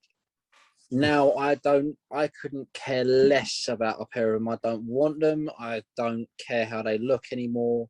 I respect the story behind them. I just don't fucking want them at all because it's just been ruined. The whole experience behind buying that shoe is ruined. Yeah. And I'll constantly be in limbo of like, that's different. That's a bit off. It's a horrible feeling, isn't it? I remember going to bed and the shoes are stacked to the box downstairs, and I couldn't. It was on my mind. It was on my mind, and I got up. I remember I went downstairs and I looked at the box again. I'm like, no, this is. I was like, go bed. It's 3 a.m, Pat. What are you doing? You've got a life in it. Go. You know. And yeah, it's just on my mind. That next day, I was up at 7 on the computer. I'm like, no, these ain't right. These ain't right. Got to make a call. It was horrible. And that feeling is not nice. It's not nice at all. You know. Like some people they're fine, aren't they? They can go like they buy these UAs or whatever they're called, and they love them. And they're like, you know what? I'm not going to spend £3,000 on this shoe. I've got something here that I paid like 50 quid for and looks banging, and it goes with my fit. And you know what? I'm a genuine sneakerhead, so I would have a problem with it. But if you ain't got a problem with it and you want to rock it, I ain't going to call you out for it. Good for you. I think there's a difference between rocking it and trying to flex it. Yeah, don't flex it. Something that's fake and give it off that it's real, then you are clowning only yourself. Yeah, but if you're more than happy and you own up to it and say, yeah, they're not real, but like you're happy to rock that fit and you'll be like, you can say the fake, like you can buy fakes. You're never gonna like at the end of the day, buying fakes that look as good as the real ones. Which I'm not being funny. These UA companies pay more attention to detail than Nike do on most releases. And I will say that, like Nike, fix your shit. But if you're going to buy it because you can't afford a pair of Jordan 1 UNCs, so you can't afford them, and you can afford 70 quid, buy a knockoff pair, They look the bollocks. You really like them, and you're not trying to go, oh yeah, these are real. Yeah, I've got them off of sneakers. Yeah, yeah. But Like, you've got your own self-respect to say, yes, they're fake, but I'm not flexing them like they're real. Then all power to you. But isn't that going back to that hype thing we was talking about earlier? Because a lot of these people are buying these fakes, and like you said, Insta. Yeah. You know, you've got the soul shot and, you know, jumping off the building shot, and you're like, bruv, are you serious? Do you know what I mean? But at the same time, is that content creative? Like, if I was a photographer and my job solely is to do that, and I can't afford every pair of shoes, if I know I can get a cheap knockoff, but to get that shot that I want, and it's for my thing, as long as you're not saying it's real, and you never turn around and actually say these are genuine, but to get a good shot, like half the models on like ASOS and stuff like that, they ain't wearing the real like off-whites. They're probably wearing knockoffs, or if they are wearing the real ones, they're swapped across 10 different people's feet. Oh yeah. Look, I mean, I've got a friend who she's a costume designer or whatever they are. They get all the jewelry and costumes. Like, she done the Super Bowl with Madonna, so she got all her jewelry and things like that from over here in London. Yeah. And that network or that thing is about networking. So I will borrow your jewelry, I'll give it to her, but you'll get it back. But in that exchange, you get the promo of that jewelry and things like that. So those top photographers, because I think they know they'll get called out, you know, they can't risk their reputation on those kind of things. ASOS, yes, they probably got off-whites. And like you said, yes, they are traveling around every model, but they'll probably go back to that shop. Yeah. You know what I mean? If you're like, let's be honest, if you're that Instagram influencer who's popping, and I haven't seen anyone say, yeah, these are fake on Instagram. I've never seen anyone say, yeah, my fake off-whites. It's always, look at my off-whites. I don't know if they're real. I can't tell by a photo or something. Yeah. You know, but I don't. The only people who own up to them not being real are the people who DM you and say, I've got some, whatever you call them, do you want to buy them? £70. Yeah. You know? Oh. But so, I find it almost funny because there's two accounts that are prolific. Obviously, I won't mention names to save my own arse and just to prevent any backlash, even though I want to say it. So I'll say it behind my hand. Those two. Do you feel better? Do you feel better? Yeah, much better. Weight's off my shoulders now. But no, there's one bloke who somehow managed to get trophy rooms a month before they released, or a month before they were backdoored. I'm sorry, that's very suspect. And you're not pulling it off. You should have done it maybe a week after they released, a couple days after they released, not a month before. Yeah. And then there's another guy that buys the fakes, and they are visible fakes, but will flex them like they're real. Yeah. And I mean, I'm blocked on one, and I don't follow the other one anymore. It's funny though, because when I unfollowed him and then removed him as a follower, I love that feature on Instagram, by the way. I love that feature. You don't want to mess with anyone anymore. You just remove them as a follower. Done. Don't even have to block them. But he messaged me and was like, "Why did you remove me as a follower?" And I just went, wow. Yeah. One of them guys. I was just like, I don't really respect your stuff anymore. Like, it's no hard feelings at all. I just don't really enjoy your content anymore. And he went off on one. He was like, "Oh, this is this. Like, I don't understand why you're trying to mug me off." What? And I was like, how invested they are? Bro, chill. Like, I get it. You buy fakes, but don't have a go at me because every single shoe I own is real. Yeah. Like, I get it. You want to flex. That's fine, but do it authentically. Do it healthily. Don't live up to a lifestyle that you can't keep up. Okay, so here we go. This will be the final thing then. This will be the final thing. We'll go around everyone. You ready? So Selfridges are doing renting. Obviously, it's a big thing in America as well. Just about to bring this up. So this is it. So America do it as well, where you can rent shoes. So going across to everybody, would you rent your favorite pair that you've never been able to cop? Would you rent them? No, I would happily save up the money to buy them and then keep them forever. I mean, I have my grail. It's the 2015 infrareds. I bought them with my birthday money last year. One of the very first pairs I actually bought alongside those Viotechs, which are there. And when I had them in hand, there was nothing better. I paid 180 quid for them. Brand new, never worn, 6 years old. 5 years old then, because of the 2015 ones, and I just absolutely adored them. Saw someone wearing them like a couple of years ago. I was like, right, I want that shoe. Managed to get it, and I haven't looked back since. If I had to then rent it, ruin it, and give it back, there's no point. I'm sorry, there's no point in rent. You rent cars, you rent DVDs and videos from Blockbuster. That's what we used to do back in my day. Say that when I'm 22 years old. But you rent stuff, like you rent, I don't know, like my mum's got a broken ankle, she's renting a wheelchair. You don't rent stuff to flex it. It's ridiculous.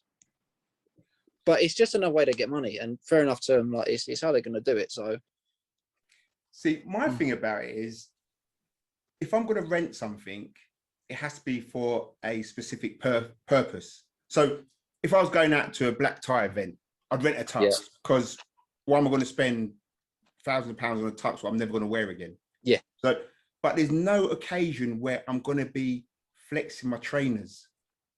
So if I've rented it, that means I'll just be wearing it like on a school run, like what Aiden does, or who am I showing to? What's the purpose? No one's going to see it. Like the mums at school are going to go, oh, nice blue trainers. They're not going to think about it again. It's like, oh, never. Those blue trainers. The only time they're going to think about it, go, nice. You remember that guy who came to the school, dropped to his kids, and that little kid ran on, and he had the blue Smurf trainers on. Remember him? Yeah. What an idiot. It's 7 years down the line. Your kids have now left the house. Do you remember that guy who wore the blue trainers 7 years ago? They were so cool. Right, before we move on to Aiden now, are you ready? So for YouTubers who are reviewing, which is what Aiden, Reggie, Pat, you do it as well. Yeah. Rent them, right? Yeah. So, Aiden, what's your thoughts on it? You get to rent that shoe to do a review. No, I mean, for me, the like with my reviews, I'm honest.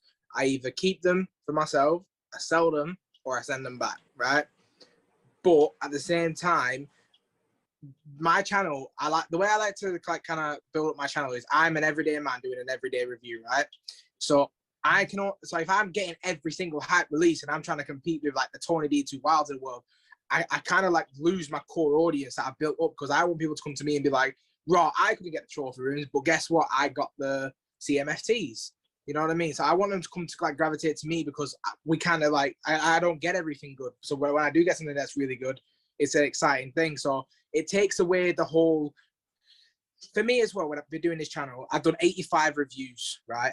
85 shoe reviews. And the more reviews I do, and the better, and like these hype shoes, the more I get them, the less satisfaction I'm getting from these hype ones. I like finding, like I went to JD and I found these Pumas in like a UNC colorway. I'd never seen them before. I took a picture, left, and I can't stop thinking about them. But it's that satisfaction of finding the gem. But like, if I'm constantly just like selfies, oh, can I rent the trophy rooms? Or can I rent this? Can I do that? The whole satisfaction is just going to be gone. The thrill of the chase is gone. And I don't like, I don't know who said it, but somebody said about living a lifestyle you can't afford. Like, this channel is very, like halfway through last year, I felt like I was sinking. And I was like, right, I'm trying to keep everything. I'm trying to keep up with the cost of like building up this bit, like this, like, cause I see it as a business, like building up my business, building up my brand, building up myself. And like once I invested like $6,000 into it, and I was starting to feel like the strain of like I'm $6,000 in and I still need $5 worth of stuff. Like to then perpetuate it by creating a fake lifestyle, I just couldn't do it. I mean, if I don't get something for a review, I'm happy to pass on it, because there's plenty more reviews out there. Like Pat might get the UNC 4s, I might get a UNC 3, and then Reg might get a UNC 1. And I like that. I like that I can go to Pat and watch his, and then Reg to go to his. But if I've got everything, it's a bit much. So do you know what, Aiden, I was going to ask you, because I was intrigued, because obviously you get quite a lot of releases. I see the shoes you've got behind you.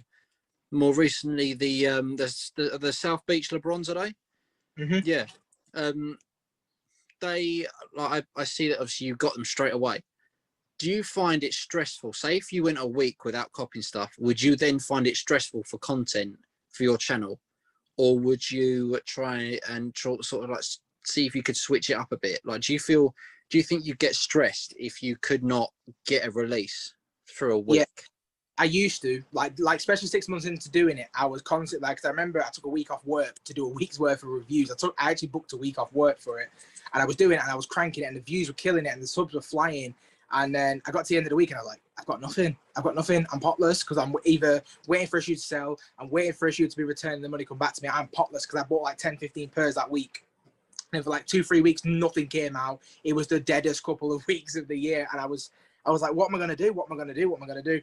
And then at that point, that's kind of when I sat down and like reevaluated what I wanted to do. And then I kind of felt like that's when I started to really find myself and like where I want to go with my channel. So I started reaching out to like customizers. Like I did a review of Ivan Customs. That was a really good review. Nobody in my YouTube sphere really knew about it. That was a good thing. And then it was top 10 worst releases and all this kind of jazz. So like, for example, right, I've been smashing out the reviews, but I've got like 6 videos I've been putting off that I need to do out. So like, sneaker cleaning reviews, sneaker crate reviews, and all this kind of stuff. So I've always got 10, 15 videos queued up.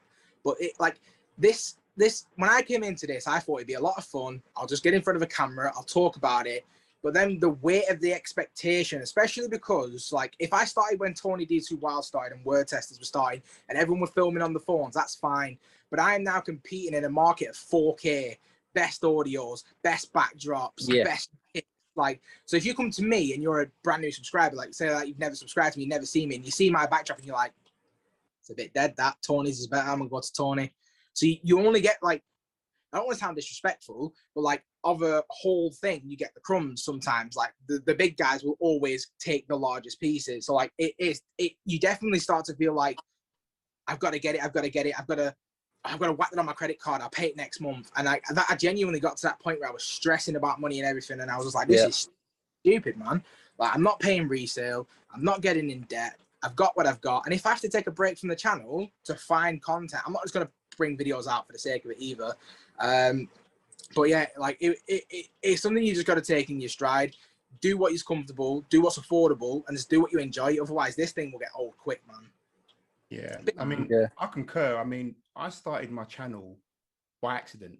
I like my son's got a YouTube channel, but he does all anime, and he's like, 30-odd thousand subscribers, and it's weird. I've been on the channel, I don't even know what I'm watching, but I've always had trainers. I've always bought trainers I liked, and like I said last week, I didn't know I was a sneakerhead. It's people told me, but you are because you like trainers. And I'm like, well, I thought sneakerhead was someone who had hundreds of thousands of trainers, and that was my concept of it. So I've never put myself in that realm, So when I done my channel, it was more like, look at this, I've got these are nice. If you want to get them, this is what you look out for. Because when we was on a lockdown, everything was online. And I must admit, when I first started doing it, I was like, I've run out of trainers. Like, these are shit. No one's going to like these. These are what I like. No one's going to like these ones. And you have to get to a point where you say, actually, you know what? Let me just do what I like. Because if you start doing like what, the hype, you try and get just say the UN, the PSGs when they came out. Remember people are queuing at Nighttown and everything for them and everything like that. You try and do all that and try and get back to your channel and it's stressful. But it's weird because my biggest view to this day is the Adidas ZX 2Ks. The bog standard, less than £100 Adidas, what you can just go and get in every different color you want. And I've got over 40,000 views on that trainer. And I thought it was just another trainer. But the comments, everyone's right. So how do they feel? Do I get bigger or size? And you just realize, actually, for me, I'm just there to help. I've got some height. I pay on some height, but because I like them. Yeah. Because those are what I want. When this year turned round, I remember people commenting saying, oh, you haven't done any reviews. You haven't done, because there's no trainers out there I like. So I'm not buying them. And like, Ada, you get to a point and go, well, if it don't go up, it don't go up. Yeah, do the channel for you, not for everyone. Yeah. Well, that's it. Yeah. If you're not enjoying it's a channel for everyone, but I'm not going to stress myself out for you. I don't know you. Yeah. You know what I mean? I'll try and help you, but I'm not going in debt for you. I'm not eating baked beans on toast for the next week because I've got some trainers, that I can't wear again. And you know what I mean? So for me, I've realized you have to check yourself for this. Else, like you said, you know, I mean, how many dunks could you have bought last month? How many different colorways of dunks could you have got? You know, and they, you know, they all sold out, but dunk's a dunk, isn't it? What am I going to review again? And the color on this one is black today. you know? I agree though about the views and that, because like the big guys will get the shoes early because like they'll be friends with Jordan Brand, friends with the local resale shop or the retailer that gets them early. So like my best review, like most viewed, nowhere near 40,000. So congrats, by the way. Like my most viewed video has just hit over 7,000, and it's the Indestruct 95s, and nobody liked them as far as I could tell. Like I loved them. Look at Lewis's face. I think the 95s, the all black colorway. I don't like the neons. The neons are trash, but the all black colorway, they're sick. It hit 7K views on it, and I'm still gassed every time it goes up. But like I've done reviews on things that I consider happy. Like my Travis Scott 6s, like I love them. I bought them for me, 300 views. Like I didn't buy it for the views. I bought it because I wanted the shoe. But like the Indestructs, I bought them for me, and they've smashed the views. So yeah, like if you buy what you like there's we always need to think about the sneaker community is so small in comparison to the rest of the population. Whereas they might just go on Foot Patrol and be like, what's new? Oh, these are interesting. Let me see what this sizing is like. I've never seen this shoe before. So you're not only catering to the sneaker community, you're catering to to people as a whole, like as a whole thing. Like it's like most people want to know sizing, comfort, and colorway. That's all they give a shit about. Yeah. They don't care about resale value, and they don't care about the next drop. They just care about, is it comfortable? Can I wear it all day? Can I wear it down the pub? Can I wear it out with my missus? Like, so that's what I do in my reviews. I give as much detail as I can. Comfort. Don't you find though? I mean, all of you must have had this. I mean, Lewis, you must have had this with your Insta and whatever. That you have now become the guru of trainers. Yeah. Everyone comes to you and says, "Right, what do you think of these?" And you're like, "Well, I don't know. What do you think? You know? Do you like them?" So it's funny though, because my bird, she wasn't that much into shoes. Like she wasn't like before I met her, she wasn't really like massive on shoes, but now I will get a message with a screenshot. Do you like these? What do you think of these? I think these are really nice on you. Do you want to buy them? Do you want me to buy them? What about these? What about these? And then it's funny because now her dad is actually getting into it as well. He's now asking me, do you know what? Okay, then what are these white and gold from the 80s? And I was like, okay, flat sole, yes, Deodoras. There you go. And he's like, how do you know this? I'm like, I don't know. I just know it. Because you find that you will pick up stuff. Yeah. I know nothing about Deodoras apart from the fact that my mum had a pair that she's trying to find that she used to wear. Yeah. But white and gold, 80s, there was nothing really in the 80s that did white and gold. Yeah. Except maybe an Adidas, but they didn't release that many gold pairs. Yeah. What sort of went mental? Deodora. Flat sole, Deodora. Yeah. And I don't know, it's just something, you'll see a picture of something and your brain will take it, pick it up, put it in here, lock it. There, it's done. Throw away the key. And I think that's the thing with doing a YouTube. And I think you'll find it yourself when you're with your Insta and your podcast as well, is you're not going to chat about anything you don't like. Oh yeah. Do you know what I mean? You're not going to remember what it is. You're not going to, you know, I think when I started doing YouTube, I remember getting in Jordan 1s for the first time. And I'd done one review and I thought, I'd done another one. This was a nice color, you know. Then I'd done another one. I thought, this is just shit. There's nothing more to say about this shoe. You know, you end up going, it's the usual Jordan 1 bottom. It's the usual Jordan 1. different color block. Red on the side. You know what? With me, it's I with every shoe I have, I want to know everything about it. Right, let me get these down, for example. So in 1989, Nike released a desert walking boot called the Lahars. They came out in a green colorway and a blue colorway.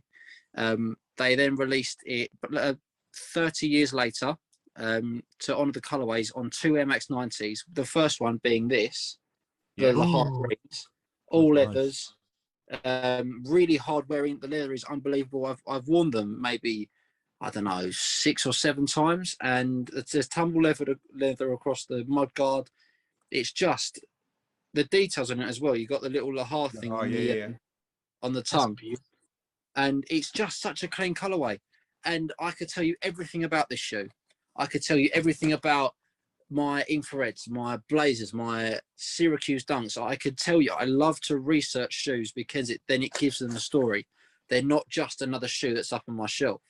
Like I've got Atmos box print. There's a pair that there's 2 JD exclusives that I've got stories to them that I could go on and on and on about. There's vintage pairs. There's simple colorways that have got little meanings to them, and I can give you the stories. That's where I find my enjoyment for where I can go on and on and on and on, where people are starting to go like that. Just not care anymore. Just like, you know what I find about YouTube? Again? Yeah, you know what I find about YouTube though, and I don't know if Aidan or Reggie thinks this, but when you've done your review and you tell them the price, and you can't tell them where to get them because they're sold out, and I feel bad, because like I know a lot of things are going to be sold out, and I know a lot of things are going to, they're going to be resellers, but it's so nice to go, listen, size Adidas, Nike, here's the link, so and so, sizes are going quick, whereas if you get like the Travis Scott 6, I love the Travis Scott 6s, what Aidan's got, I'm going to get a pair, but I won't do a review on them because I'm that's Aidan's done it. I'm not that you're not competing, but it's just like it's a personal, I probably will just for me, and it'll get one view. I don't really care, but I can't say to someone, right, Travis Scott 6s, you can get them at, because they're gone. And sometimes it's really hard to saying, yeah, they're gone, people. Go StockX. Oh no, wait. yeah. $3,000.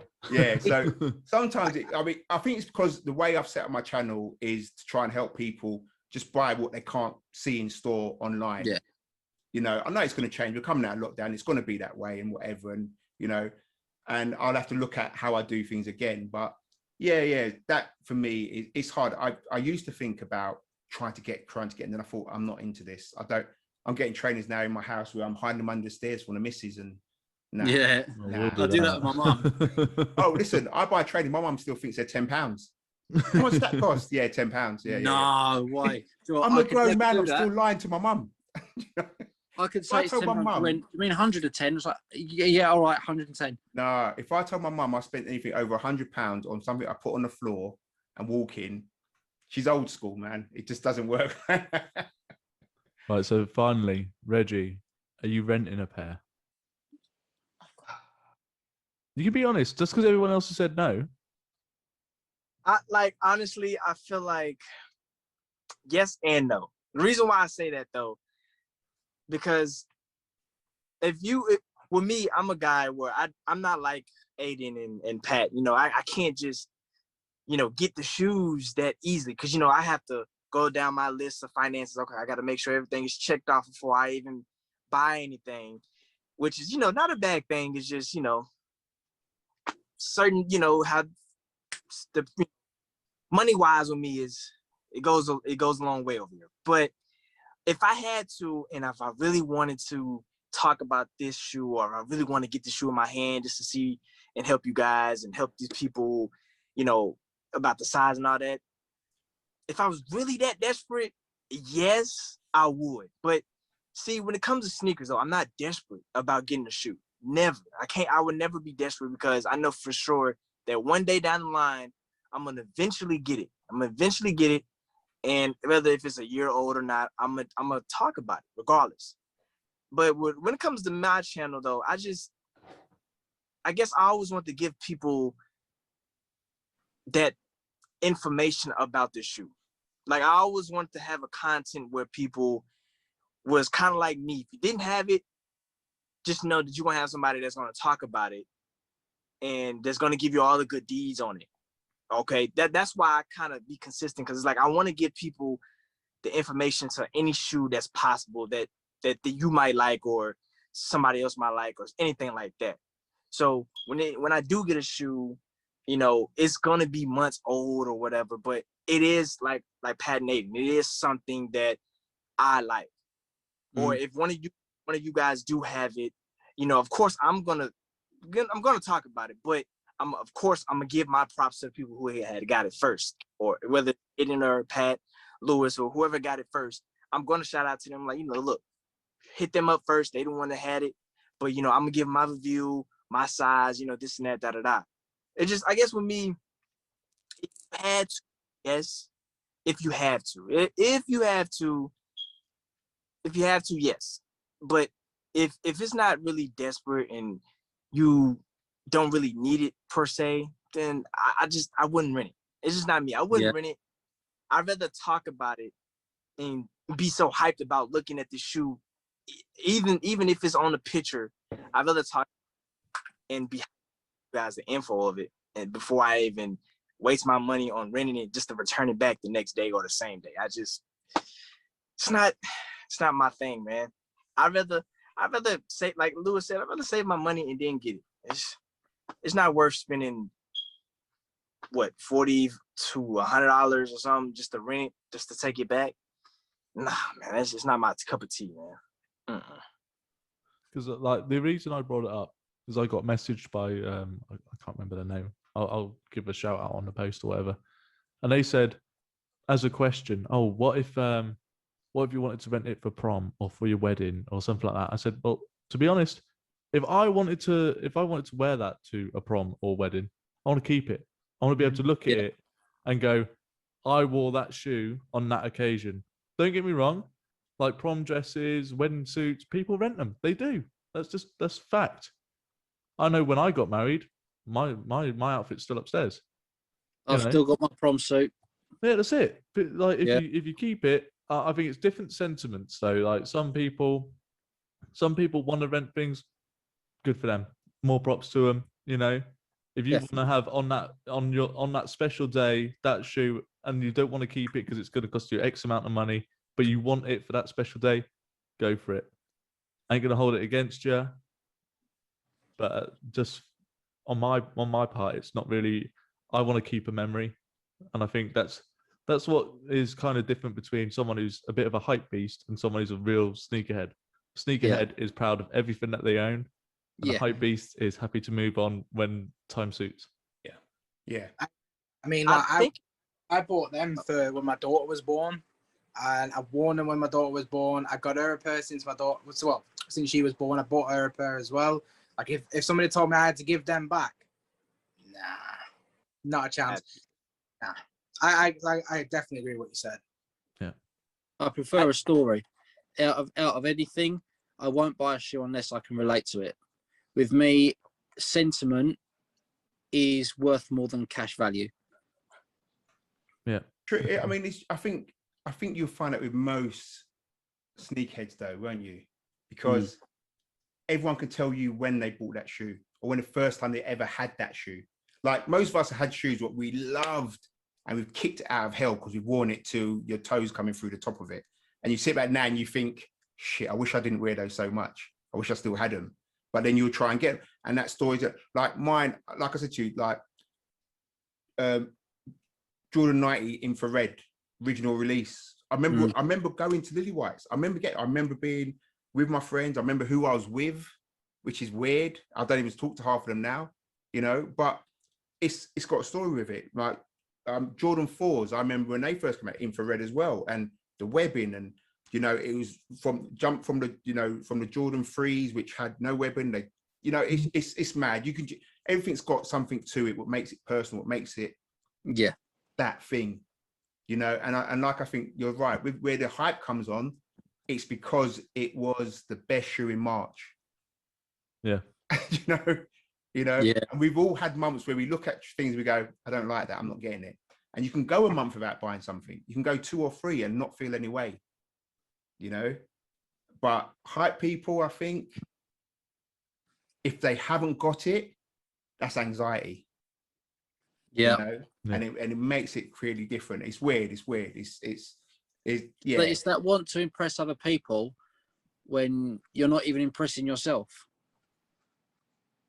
Yeah. Like I'm not being funny. I've been guilty of it. I've wanted to fit into a crowd when I was younger. I bought the latest pair of trainers. When I was young, there was a craze for blazers.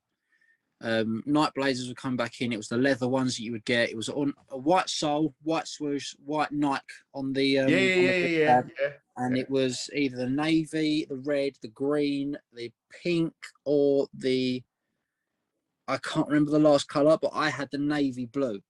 I had the navies. And when I wore them on a non-school uniform day, because obviously over here you've got school uniform. Mufti day, yeah. Mufti day.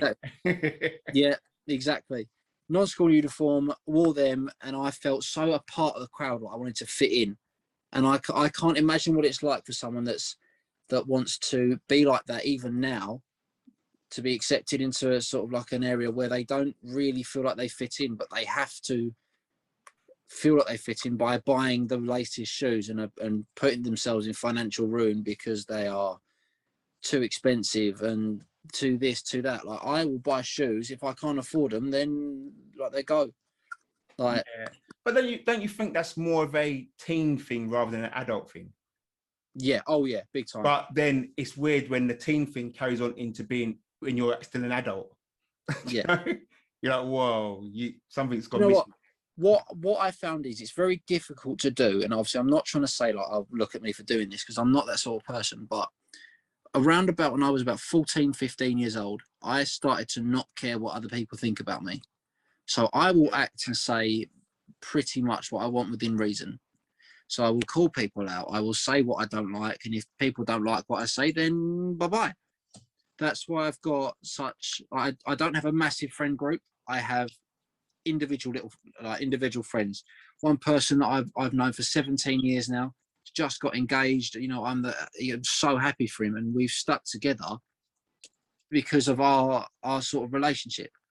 I prefer having that to having a massive group that I may not fit into. And it's one thing I've always said: once you stop caring what other people think, life becomes so much better. It's so nice when you can just act like a twat on the train in front of your bird or your mates, and everyone else is laughing, and you're like, "Yeah, that's me." That's it. Yeah. Just be yourself, and that's I think that's the sentiment to any sneakerhead. Just be yourself. When I was a teenager, 6'2", heavy, like, you know, covered in makeup, I was a goth. You know what I mean? Like, I can see that about you. I can see it. But that's it. Yeah. I was a goth. I was like, everyone would be like, "Oh, freak," and now look at me. You know, I'm heavily tattooed now, but now I'm well into my sneakers and everything. I always was. My dad was into them. You know, so I'll be makeup on and everything like that, listening to Marilyn Manson, Slipknot and everything. You better believe I was still rocking like Jordan 1s and everything now. And people are like, "What? That's a bit weird," and everything. I was like, yeah, that's just, you know, I didn't care what anyone thought. Yeah. And I think that's as our parting message kind of thing, is everyone just kind of be yourself, rock what you want to wear. If you're renting it, if you're wearing fakes, it don't matter. If you're happy with it, don't do it to impress other people. Do it for yourself. It's your collection, no one else's. And wear it. You know, Yep. I am a true believer in wearing it. If you're not going to wear it, why own it? Yeah. Exactly. Yeah. Rock, don't stock. That's it. So, right. I like that. As of tonight, thank you very much, Lewis. Thank you very much for coming on. So if you want to have me back, because I like doing this, I could talk for hours. Oh, yeah, but, mate. Yeah, if you want to do a part 2 with me, that's actually fine. I'll be glad to do so. But yeah, I really appreciate you having me come on. People watching, shameless plug again, if you don't mind. No, go for it. Follow Show Your Creps, weekly battles every Sunday at 3 p.m. If you are interested, I'd quite like to get a couple of you guys on there as well. No, never again. Never. Aiden did really well. Never again. I won though. I won that Instagram thing. I won. Stats. You did. Out representing. I won. Exactly. Yes. But boys, come on. It's a good laugh. It's nothing serious. It's just a bit of fun where you can flex out your pairs that maybe people haven't seen before, or a pair that you just love. Like it's just a very nice place to sort of be for maybe like an hour or an hour and a half. I'm Lewis Mathew Baker. I'll be sure to speak to anyone. Like if anyone wants any information about MX90s for whatever reason, then drop me a DM and I'll give you something. But yeah, appreciate you guys meeting you three for the first time. Obviously, Aiden, good talking to you. And obviously, we'll get the artists' Insta and stuff, and we'll plug that on as well. We'll put that on definitely. The Instagram as well. It's a pity you're a Hammers fan, because you was all right, man. Irons! Irons! Go on, you Irons. We've got Lingard.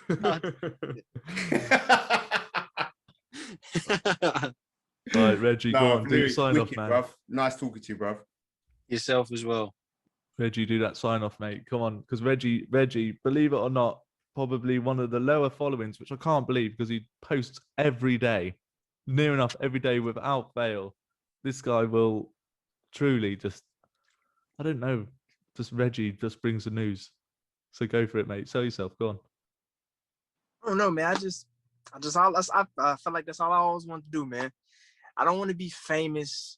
I don't want to be seen. I just want to be the guy that people can know that I'm consistent and they can count on me when it matters most. I bring my people to the promised land. That's all I need to hear. That's all I need to hear is somebody say, Blazer Reggie brung me to the promised land. That's all that matters. All that matters. God, I love Americans. Aiden, sell yourself. I don't even know what to say at this point. Subscribe to me. I'm almost up to 2,000. I love what Reggie's doing, but I want 2,000 subscribers. So subscribe to me. We're trying to get these numbers up. So yeah, check me out. I got a lot of new content coming. Really glad to be doing this still. And yeah, follow me on Instagram, ACS Sneakers. Wait. Oh. Don't forget to subscribe too. I mean, yeah, I forgot. Don't subscribe to me. Laser Reggie. Yeah. Go on, Pat. Oh, right. See, right. I've got a big speech now. No, I haven't really. 10 minutes. No, listen, Patrick Townsend from Insta and YouTube. Like I said, just really there to try and help you cop what you want to cop, really, and show you my love for sneakers. What some off-key ones that you think, what the hell is in your hand? But you know, that's all the love in it. So yeah, Patrick Townsend, Insta, YouTube, check it out. It's good fun. I enjoy myself, and I hope you enjoy it too. So definitely subscribe. Lewis, it's been a pleasure, bruv. Must admit, it's been a honestly, pleasure. it has. Yeah. Definitely follow you on Insta now. I see all the Air Max 90s there. Wicked shots, by the way. Yeah. Thank you very much. But yeah, I appreciate that. So one more shout out, Lewis. Where can we follow you on your podcast and everything like that? So the podcast is on my page. It is on my IGTV. It is my Insta is Lewis Mathew Baker, just as all one word. LEWISMATHEWBAKER. And Who practices that? I can't even do my own. Ashley Clark with a 5 for the S. That's all I say. No, it's on my IGTV. They're pretty much between 45 minutes and I've done a 2-hour one before. But if anyone is interested, I'm trying to get them back up and running because I've taken quite a considerable amount of time off. Please do send me a DM. I'd be happy to have you three guys on as well. Obviously, I've had Aiden on before. But again, yeah, I could even have you on again, Aiden. But yeah, thank you very much for having me on. All right. So from us, everyone at the Sneaker World Order, thank you very much. And we'll speak to you again next week. See you later. Peace. Later.